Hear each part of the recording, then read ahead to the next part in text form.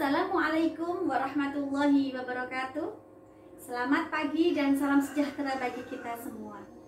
Alhamdulillahirabbil alamin.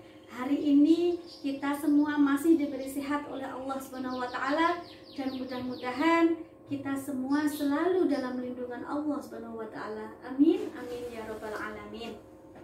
Baik bunda-bunda, tak kenal maka tak sayang. Izinkanlah saya memperkenalkan diri saya agar supaya bunda-bunda lebih dekat dengan saya. Nama saya Elviana Susanti. Saya lahir di Kota Blitar tanggal 1 September tahun 1988. Saya berasal dari Kota Sangatta, Kabupaten Kutai Timur, Provinsi Kalimantan Timur. Saya bekerja di TK Al-Hidayah Sangatta sebagai kepala sekolah. Email saya elvianasusanti@gmail.com. IG, Facebook, YouTube sudah ada di slide, silahkan bunda-bunda mengunjunginya. Dan moto hidup saya, istiqomah tanpa batas. Mungkin cukup perkenalan dari saya. Mudah-mudahan bunda-bunda berkenan belajar bersama hari ini dengan saya. Baik bunda-bunda, sebelum kita ke materi, ada dua kesepakatan. Yang pertama yaitu ketika saya menyebutkan guru PAUD, bunda-bunda menjawab ceria. Kita ulang, guru PAUD ceria. Lalu yang kedua, sesi tanya jawab akan kita laksanakan di akhir materi. Jadi setelah saya menyampaikan materi saya persilahkan bunda-bunda untuk bertanya. Dan mudah-mudahan saya bisa menjawab sesuai dengan kemampuan saya. Baik bunda-bunda, hari ini saya akan menyampaikan tentang perkembangan anak usia dini, yaitu 6 aspek perkembangan dan STPPA. Saat ini banyak sekali orang tua yang memasukkan putra-putrinya ke PAUD untuk bisa calistung dengan tujuan yang sangat berat, yang sangat menjadi beban untuk kita sebagai guru PAUD. Karena apa? Orang tua tidak memahami seperti apa 6 aspek yang harus kita berikan, yang harus kita stimulasi untuk anak-anak. Di sini saya akan mencoba menyampaikan yang pertama yaitu 6 aspek perkembangan anak usia dini, yang kedua tentang STPPA anak usia dini. Baik bunda, Permendikbud RI nomor 137 tahun 2014 itu menyebutkan STPPA untuk anak usia dini. Dan di sini akan saya sampaikan yang pertama yaitu 6 aspek perkembangan anak usia dini. Yang pertama yaitu nilai agama dan moral. Nilai agama dan moral itu hablum minallah. Itu yang berhubungan dengan pencipta kita.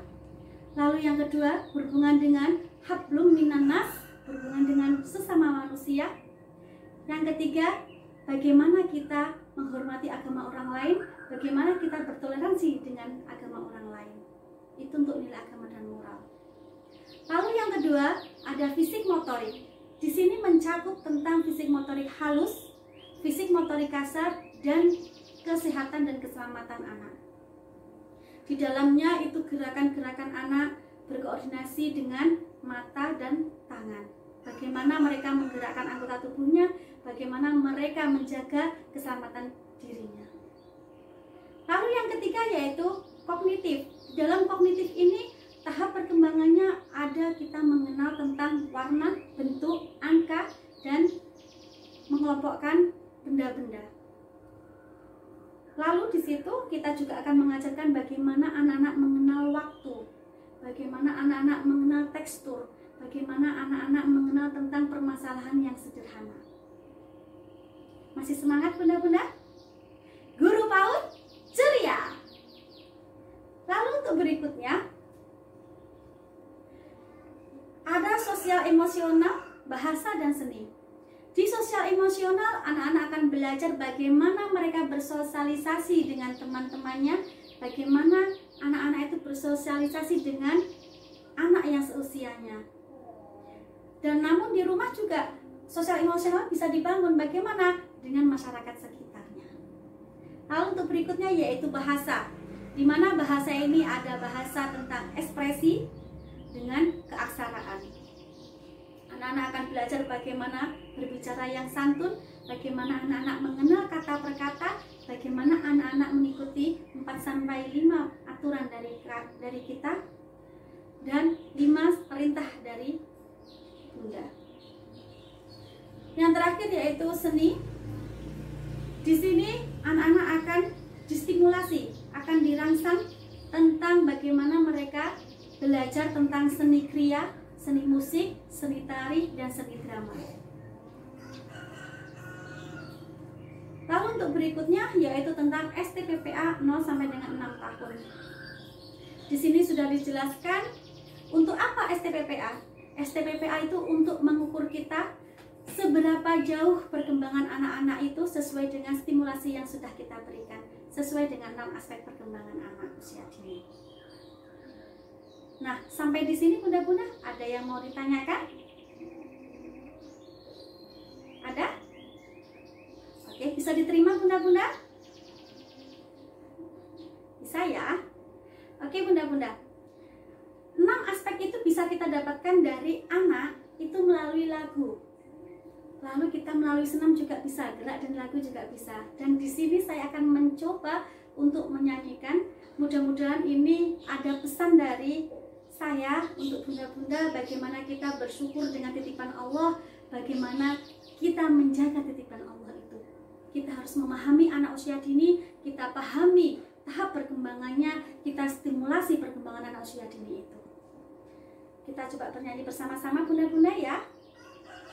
Anak amanah dari Allah, anak titipan dari Allah, kasihi, sayangi, cintai, pahami perkembangan anak usia dini. Siap? Bisa Bunda-bunda ya? Situ ada pesannya. Pesannya apa? Ada yang tahu Bunda-bunda? Iya, pesannya kita harus memahami, kita harus mengasihi, kita harus mencintai anak murid kita.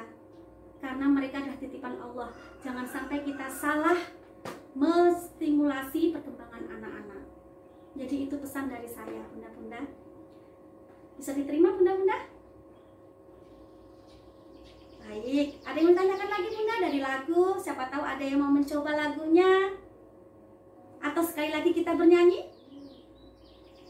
Oke, sekali lagi kita bernyanyi Bunda-bunda ya.